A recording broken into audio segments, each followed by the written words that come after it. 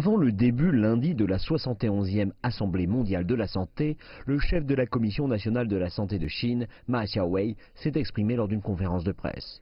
Il a déclaré que la Chine avait développé une coopération extensive avec des organisations internationales et était activement impliquée dans l'amélioration de la santé mondiale.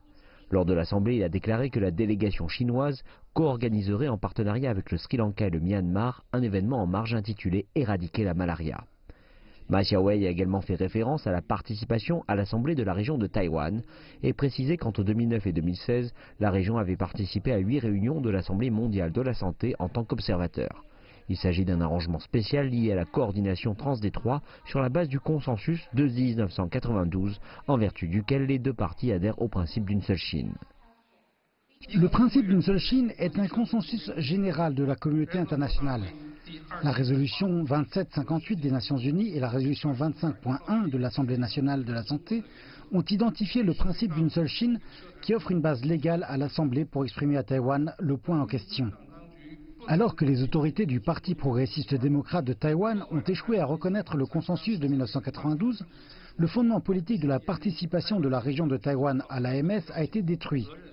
C'est pour cela qu'ils n'ont pas reçu d'invitation et que les autorités du Parti progressiste démocrate devront en assumer l'entière responsabilité. Ma a ajouté qu'il n'y avait aucun obstacle dans les échanges en matière de santé publique internationale, voire d'événements de santé publique dans la région de Taïwan. La partie continentale de Chine encourage Taïwan à participer à tout formulaire technique avec l'Organisation mondiale de la santé. Ma a en outre appelé la récente éruption d'Ebola en République démocratique du Congo, déclarant que la Chine surveillait la crise et était prête à assister face à cette situation et à partager son expérience passée avec la communauté mondiale. La Chine suit les ultimes développements sur l'épidémie d'Ebola et nous observons étroitement les échanges académiques dans le monde dans la lutte face à l'épidémie d'Ebola.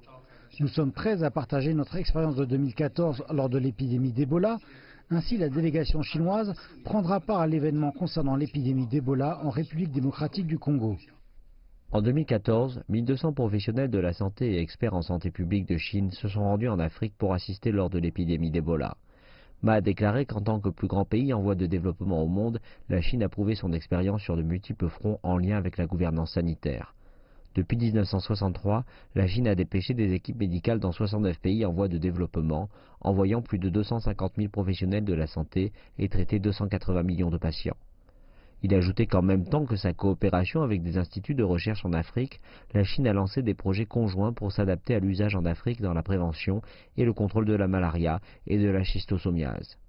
Ma a également indiqué que la médecine traditionnelle chinoise était désormais pratiquée dans 183 pays et régions et est devenue un élément important dans la coopération entre la Chine et les organisations de santé régionales de l'ASEAN en Europe et en Afrique.